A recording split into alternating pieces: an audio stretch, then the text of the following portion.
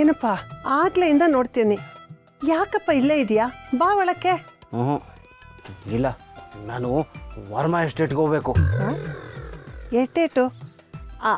ಆವಾಗ್ಲಿಂದನೂ ಎಷ್ಟೇಟು ಅಂತಿದ್ಯಲ್ಲ, ಅದು ಎಲ್ಲೈತೆ?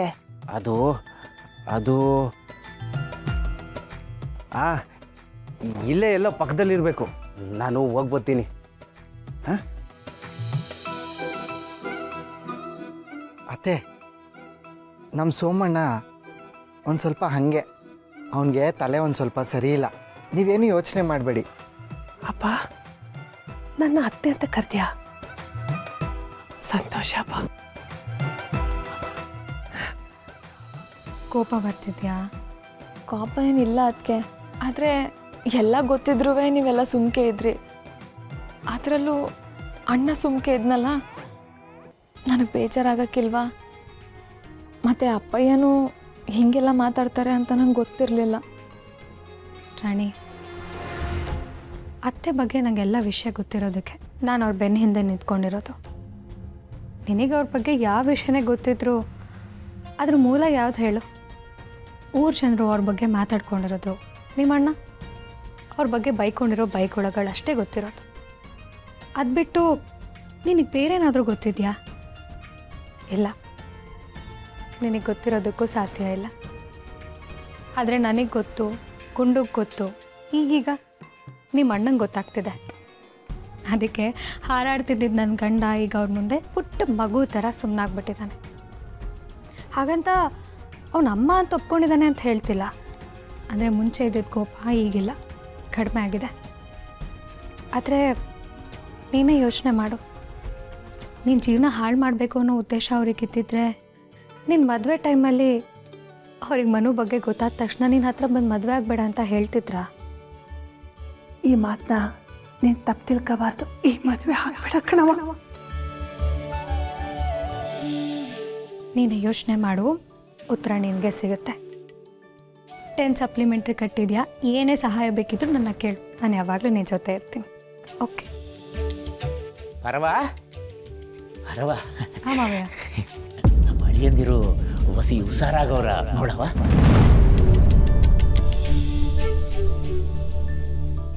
ಅಂದರೆ ಮಾವಯ್ಯಂಗೆ ಮನುಗೌಡ್ರ ಬಗ್ಗೆ ಸತ್ಯ ಗೊತ್ತಿತ್ತಾ?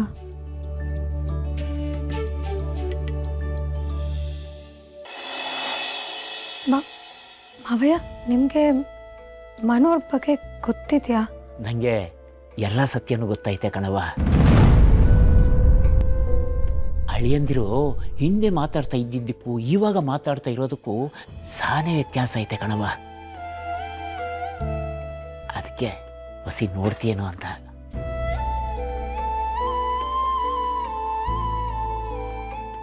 ಮಾವಯ್ಯ, ನಾನಿರೋದೇ ಅದಕ್ಕಲ್ವಾ, ನೋಡ್ತೀನಿ.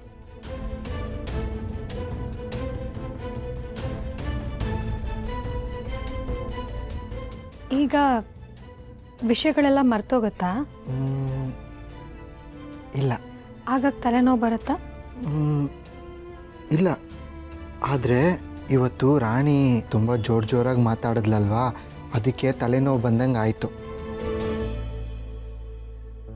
ನಂಗೆ ಕ್ಷಮಿಸ್ಬಿಡಿ, ಇನ್ನು ಕೂಗಕ್ಕಿಲ್ಲ. ಕಣ್ಣು ಮಂಜಾಗುತ್ತಾ? ಇಲ್ಲ.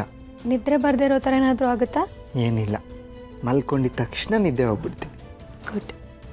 ರಾಣಿ, ನಾನು ಕೊಟ್ಟಿರೋ ಮಾತ್ರೆ ಒಂದಿನೂ ತಪ್ಸೋಕ್ಕಿಲ್ಲ ಕಣತ್ಗೆ. ಎಷ್ಟು ಬೆಟರ್ ಆಗಿದ್ದಾರೆ ಅಂತಂದರೆ 100ರಲ್ಲಿ 60% ಹುಷಾರಾಗಿ ಬಿಟ್ಟಿದ್ದಾರೆ. ಆದಷ್ಟು ಬೇಗ ಇನ್ನೂ ಕಂಪ್ಲೀಟಾಗಿ ಹುಷಾರಾಗ್ತಾರೆ. ಅಷ್ಟು ಸಾಕು ಕಣತ್ಗೆ. 100ಕ್ಕೆ 100 ಭಾಗ ಹುಷಾರಾಗ್ಬಿಟ್ರೆ ನನ್ನ ದೊರೆನ ಹಿಡಿಯೋರು ಇರಲ್ಲ, ಮುಟ್ಟೋರು ಇರೋಕ್ಕಿಲ್ಲ. ಮನುಗೌಡ್ರೆ, ನೀವು ಪರ್ಫೆಕ್ಟಾಗಿದ್ದೀರಾ. ಇವಾಗಿಬ್ಬರು ಎಜುಕೇಷನಲ್ಲಿದ್ದೀರಾ, ಚೆನ್ನಾಗಿ ಓದ್ಕೊಳ್ಳಿ ಆಯಿತಾ? All the best. Thank you. Rani, ನಿನ್ನ ಜೀವನ ಒಂದೇ ಸಮ ಕೆಳಗೆ ಬಿದ್ದೈತಲ್ಲ ಅಂದ್ಕೊಂಡೆ, ಆದರೆ ಮತ್ತೆ ಎದ್ದು ಬತ್ತಿದ್ಯಾ. ಆದರೆ ನನ್ನ ಮಗಳು ಅಳಿಯ ಎಲ್ಲರ ಕಣ್ಣು ಕುಕ್ಕುವಂತೆ ಎದ್ದು ಬರಬೇಕು. ನನ್ನ ಮಾತಿನ ಬಗ್ಗೆ ತೆಪ್ಪು ತಿಳ್ಕೋಬೇಡ, ಇರೋದನ್ನೇ ಹೇಳಿದೆ ಅಷ್ಟೇ. ಸರಿ ಕಣಪ್ಪಯ್ಯ, ನಾವಿನ್ನು ಬರ್ತೀವಿ. ಛೇ, ಎಲ್ಲಿ ಹುಡುಕಿದ್ರಿ ವರ್ಮಾ ಎಸ್ಟೇಟೇ ಸಿಗಲಿಲ್ಲ.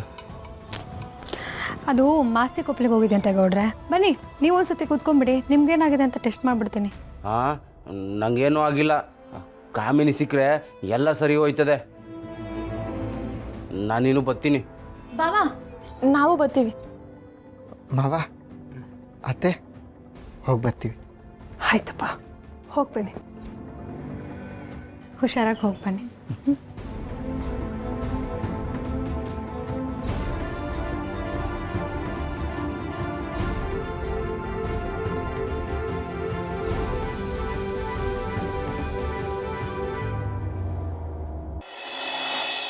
ಅತ್ತೆ,